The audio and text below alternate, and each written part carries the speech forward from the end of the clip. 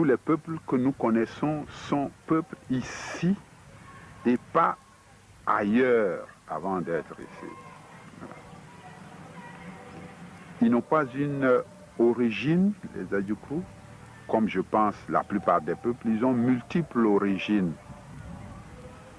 Une des origines est l'origine occidentale, occident de la Côte d'Ivoire, hein, de l'Ouest, région Bété-Dida, auquel ils sont alliés. Une autre origine est l'origine orientale, qui les fait apparenter aux Aladiens, au peuple de l'Est. Une autre origine, c'est l'origine septentrionale. Nous avons des fractions qui sont venues de Tiasalé, parmi les dernières migrations. Puis il y a, au-delà de ces diverses origines, il y a des infiltrations de lignage.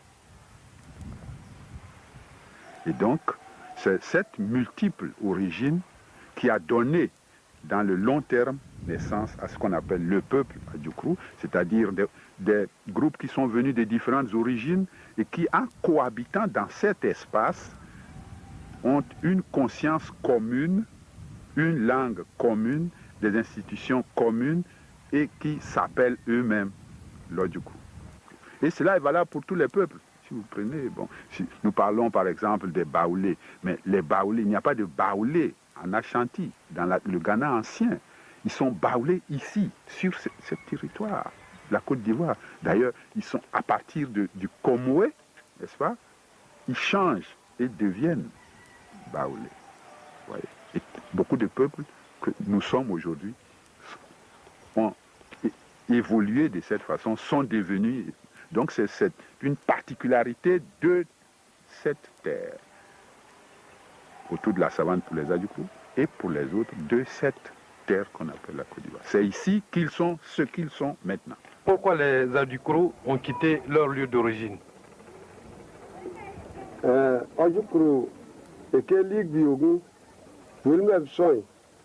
Les Adjoukrous sont partis en même temps que les peuples qui viennent de citer, à la suite, certainement, de la division des langues, des dialectes. Ceux qui ont un dialecte commun ont formé un groupe et sont partis. Quelles sont les différentes étapes suivies par les Adjoukrous pour être sur le site actuel de la région de Dabou?